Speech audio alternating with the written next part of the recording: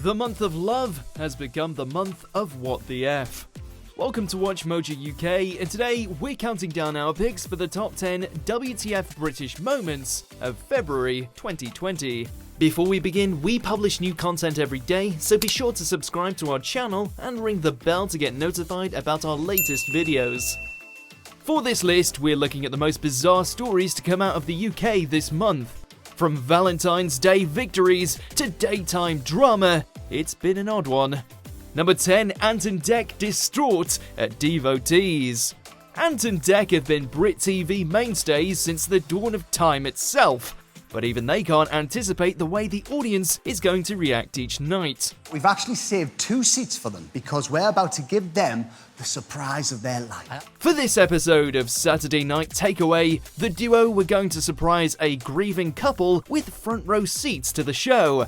But midway through their harrowing dialogue, the audience burst out laughing. Now, tragically, 3 years ago, they lost their daughter, Darcy Lee, when she was just 9.5 weeks old.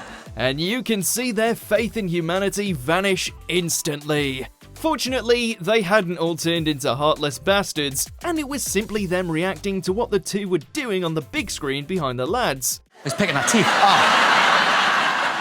Okay, let's not concentrate on the pictures for a moment. Still. Number 9, shocking snake Standstill. You know, us Brits are lucky that the UK wildlife is pretty tame. But the problem is, when we are faced with a ferocious beast, we have no idea how to deal with it. A lady in Fleet, Hampshire found herself in the terrifying position of being too frightened to leave her flat when she came head-to-head with a snake. The RSPCA were quick on the scene to liberate this poor woman from this sticky serpent situation. But it turns out it was a plastic snake, and the woman was in literally no danger at all. That does beg the question, however, of who left that plastic snake there in the first place. If you ask me, this was a calling card by the real snakes. They're coming, Britain. Thanks. Number 8, beef over banned brand. Are you sick of hearing about these two? Well, good news, because we're gonna do just that. So they issued a statement through their website showing their apparent anger at not being allowed to use the term Sussex Royal. The most recent update comes over a dispute over them using the Sussex Royal branding on their Instagram accounts and other social media platforms, with spokespeople claiming that the two were no longer able to use the term royal after stepping away from their duties because it conflicts with government rules. Their new website will have to be rebranded from sussexroyal.com. The use of a crown in their official logo may also need to be revised. Ouch! However else will they find money without their thriving social media career? In response, Meghan and Harry's spokesperson said that the two have every intention to drop the word royal in spring. Before anybody jumps up and down and starts criticising the royal family, it is government that decides these things, not the royal family. Number 7, Man City's money mishap.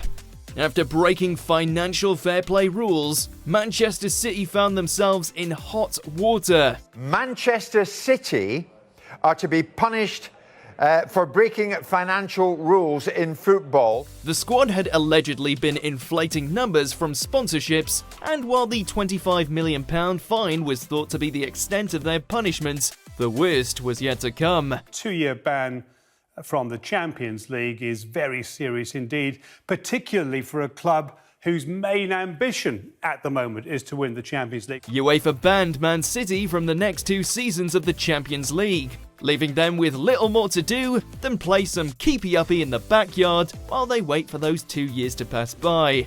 Number 6 marks Manchester mating movement. Valentine's Day sucks for a lot of loveless Britons who find themselves lonely on the day of romance. But one Mancunian said enough is enough and decided to put himself out there in the most Chad way possible. The man, named Mark, bought £400 worth of billboard space in Manchester with an advertisement for himself. With his accompanying website, datingmark.co.uk, Mark allegedly received over 2,000 applicants looking for his particular brand of love, including, he claims, TV personality Maya Jama. With this many women after him, he'll likely be writing formal rejection letters until next Valentine's Day.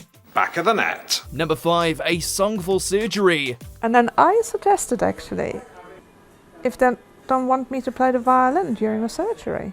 Now it's time for a WTF That's Amazing moment. In order to preserve her musical talents, violinist Dagmar Turner played the instrument during her own brain surgery. The surgery was to remove a tumour which was close to the part of the brain which coordinates movements in the left hand, which is obviously essential for her ability to play the violin. Amazing, carry on, darling. The operation is said to be a success, and Turner looks forward to playing with the Isle of Wight Symphony Orchestra again soon. This is very nice. Number 4, Tory Tea Terror. We all love a cuppa, but Yorkshire Tea found themselves with a cuppa haters after a tweet by Rishi Sunak. The Conservative Party politician was photographed next to a large bag of the product with the caption, "Quick budget prep break, making tea for the team. Nothing like a good Yorkshire brew." And people were not pleased, to say the least. Twitter users called for a boycott of the product, leaving poor Yorkshire Tea to write a series of tweets saying that they were politically neutral and had nothing to do with the tweet whatsoever. Either way, for those who are still headstrong about the boycott, we have word that Sunak also breathes the same oxygen you do, so good luck finding an alternative there. Do it for yourselves, but most of all, do it for Yorkshire! Number 3, Piers procures a prestigious prize. Burt Reynolds, David Hasselhoff, Fabio Lanzoni, Piers Morgan. What do they have in common? They're all sex symbols, apparently. You won Heat's Secret Crush of the Year. What? I know, last year. Yes, for the second year running, GMB host and apparent ladies' man Piers Morgan has won the coveted prize of Heat magazine's Secret Crush of the Year award. And who could blame the voters? There's only one hunk who has what it takes to get fans' hearts racing.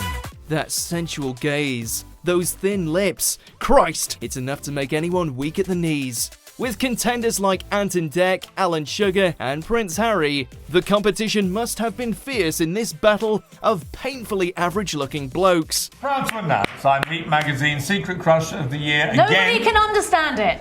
Get in, lad. Number 2, adored ATM architecture.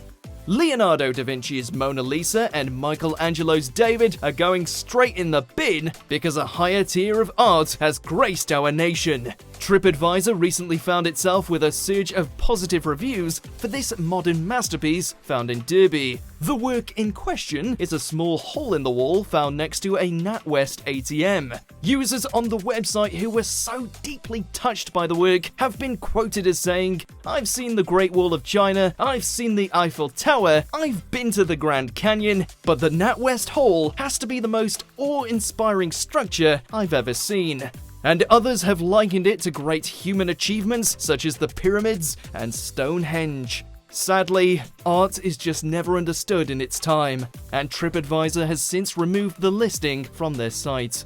Before we get to our number 1 WTF moment of the month, here's some headlines that almost made the cut. Lovely, absolutely lovely to be out, and I'll no doubt be going out for a pint a little bit later.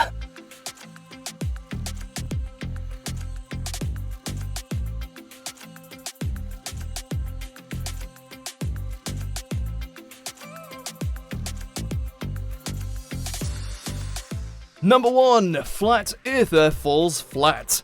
It's been a wild month for This Morning, with Phil coming out and then later having a bust-up with some alpacas. Don't do it again.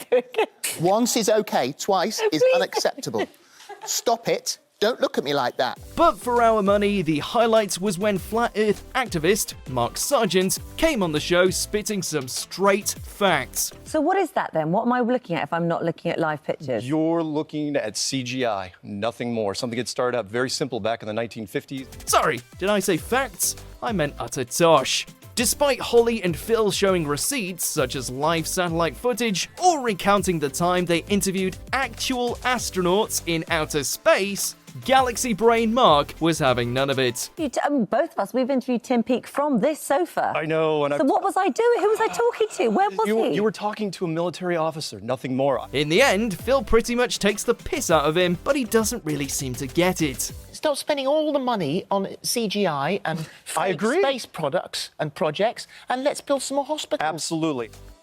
Do you agree with our picks? Check out this other recent clip from WatchMojo UK and be sure to subscribe and ring the bell to be notified about our latest videos.